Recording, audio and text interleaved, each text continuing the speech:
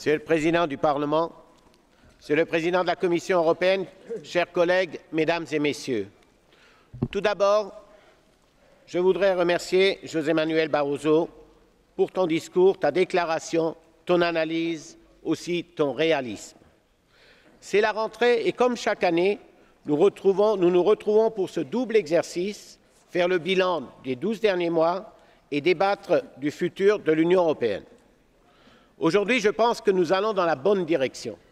Cela veut dire qu'il faut continuer vers plus d'intégration européenne, il faut aussi plus de réformes concrètes. Chers amis, la crise, cela fait maintenant 3 ans que nous en parlons. Nous savons que pendant trop longtemps, nous avons vécu au-dessus de nos moyens, qu'il faut plus de discipline et un retour à l'équilibre budgétaire. C'est ainsi et seulement ainsi que nous parviendrons à investir pour les générations futures. Nous connaissons les solutions pour sortir de la crise. Sur le plan économique, c'est ce que nous avons fait ces 3 dernières années. Nous l'avons fait trop lentement, cela nous a coûté des milliards. Pour le paquet gouvernance économique, le pacte Euro+, le semestre européen, l'acte pour le marché unique, dans certains secteurs, celui des banques par exemple, le besoin de solutions européennes est évident. Les banques ne sont plus nationales, mais transnationales. Une banque qui fait défaut peut conduire à la faillite du système dans son ensemble.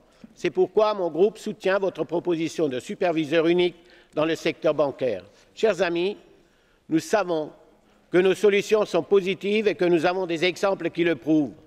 Et tu m'as fait penser, je ne l'ai pas marqué sur ma feuille, il y a aussi des exemples positifs.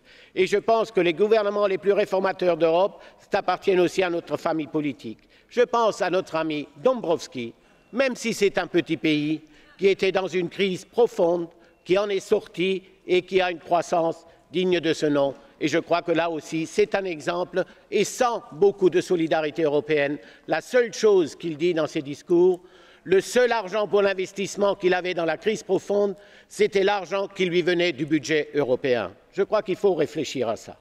Parce que, contrairement à certains, nous avons mesuré la gravité de la situation. Nous savons que nos économies ne vont pas bien et que pour guérir, il faut un traitement complet. Cela commence par un changement d'habitude. Nous avons besoin de réformes et non de réformettes. Oui, c'est difficile, mais nous n'avons pas le choix. Mais pour que ces réformes aboutissent, il faut aussi favoriser la compétitivité et la croissance. Mon groupe soutient les gouvernements qui vont dans cette voie. Un autre point aussi que j'aimerais souligner, et il ne faut pas confondre solidarité européenne avec charité. C'est pour cela que je soutiens la proposition de la Banque centrale européenne d'acheter des obligations parce qu'un État qui bénéficie de cette solidarité doit se montrer responsable. Son programme de réforme crédible, un État ne peut pas recevoir cette aide si ses propositions ne sont pas crédibles. Cette approche est la bonne. C'est une approche européenne et en renforçant les États en difficulté, c'est l'Europe dans son ensemble que nous renforçons. Chers collègues, je le répète, 20 ans après sa mise en place, nous n'avons pas encore achevé le marché unique. Cher Président Barroso, je vous renouvelle mon appel. Il est urgent de mettre en place un plan d'action pour terminer le travail commencé avec des délais précis. Les règles du marché intérieur doivent être simples, appliquées de manière uniforme, transposées sous forme de paquet unique. Un exemple, à cause des barrières bureaucratiques, les 23 millions de PME européennes n'ont pas encore accès à tous les marchés des 27.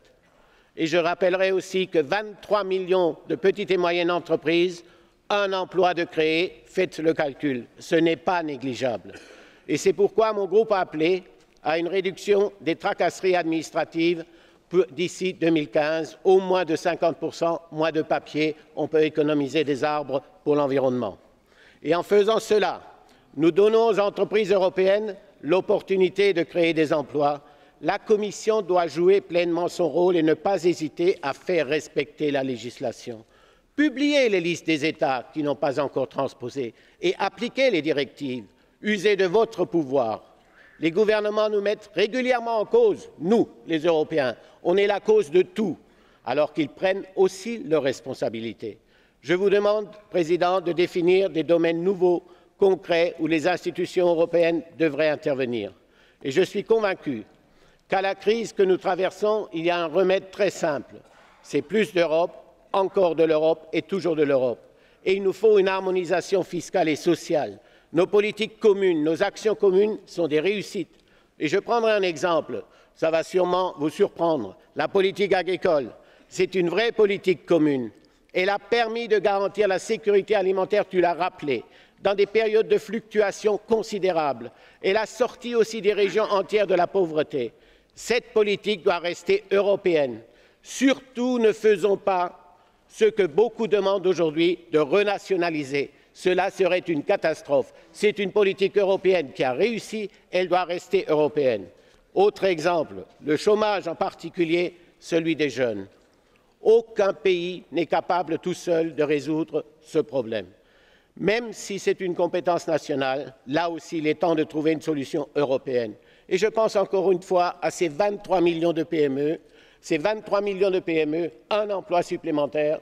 Tout le monde va peut-être sourire. Moi, je ne souris pas. 23 millions d'emplois supplémentaires avec une politique européenne pour l'emploi des jeunes, cela doit se réfléchir. Chers collègues, comme vous l'avez dit, Monsieur le Président, nous traversons une tempête sans précédent. Certains en Europe et ailleurs seraient trop heureux de voir s'écrouler l'euro.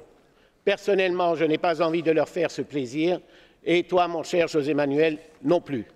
D'ailleurs, pourquoi les agences de notation préfèrent attaquer l'euro au lieu de juger le pays qu'elles connaissent le mieux et là où est leur siège? Ils ne font pas les mêmes analyses. Je sais pourquoi, mais d'un côté, ce n'est pas normal. Nous devons faire face à cette tempête, non pas en colmatant nos digues, mais il nous faut renforcer nos fondations. Ne répétons pas les erreurs du passé. Il est impensable de créer une union économique sans l'union politique qui va avec. Il en va de notre crédibilité. Cher Président, faisons preuve d'ambition européenne. L'Europe prend des décisions qui touchent 500 millions d'Européens. Ces décisions doivent faire l'objet de contrôles démocratiques par la seule institution élue au suffrage universel direct. Le lieu de la légitimité démocratique, c'est ici au Parlement, et je remercie le président Schulz qui a remis les choses au centre. Nous sommes élus démocratiquement, donc je crois que nous devons être reconnus démocratiquement. La proposition dite des 4 présidents vers une véritable union économique et monétaire est ambitieuse. Et nous avons besoin aussi d'y participer au niveau du Parlement, mais elle devrait l'être encore plus. Se concentrer uniquement sur les réformes économiques, c'est faire fausse route, parce que la crise économique est devenue une crise politique, une crise de confiance, et tu l'as très bien rappelé à la fin. Mais maintenant, pour changer le traité, je suis d'accord sur ce changement de traité à moyen, long terme, mais ce n'est pas la solution tout de suite. Il nous faut simplement, parce que je suis français, un règlement intérieur qu'on applique au niveau politique fiscale et sociale, qu'on mettra dans le traité quand nous aurons le temps de réfléchir. Maintenant, il faut agir. J'ai été frappé par le dernier Eurobaromètre. Il révèle certes que pour une majorité d'Européens, l'Europe est une bonne chose. Mais dans beaucoup d'États membres, de plus en plus, nos citoyens ne se sentent pas européens. C'est notre devoir, et tu l'as dit, d'expliquer les valeurs ajoutées. Mais c'est aussi le devoir de tous les dirigeants nationaux. Pour moi, un bon responsable politique, c'est comme un bon médecin. Tous les deux, ils doivent expliquer. Tous les deux, ils doivent dire la vérité.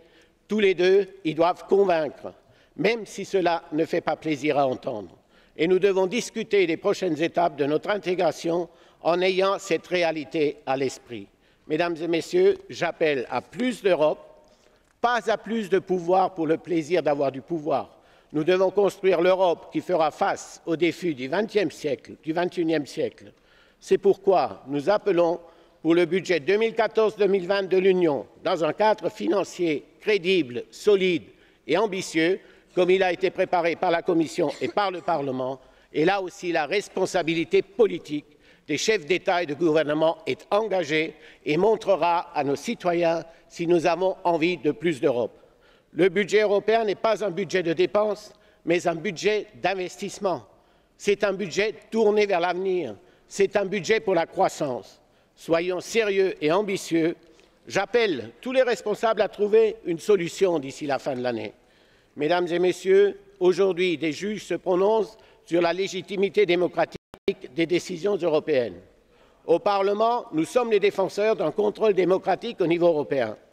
Et pourquoi? Nous devons aussi avoir le courage de demander à notre Cour de justice à Luxembourg si nous pensons que nos droits ne sont pas respectés, nous devons aller beaucoup plus devant la Cour, comme le font les autres, et je suis sûr que cela aussi renforcera le Parlement. C'est aussi pour cela que nous avons besoin d'une véritable Europe politique, une Europe où le Parlement européen est le seul représentant direct des citoyens d'Europe. Si nous manquons ce rendez-vous, nous irons à l'échec. L'union politique, c'est la légitimité, c'est plus de contrôle démocratique, c'est plus de participation des citoyens. Voilà à l'Europe que je crois. Voilà les valeurs que nous défendons au sein de notre groupe. Je vous remercie de votre attention.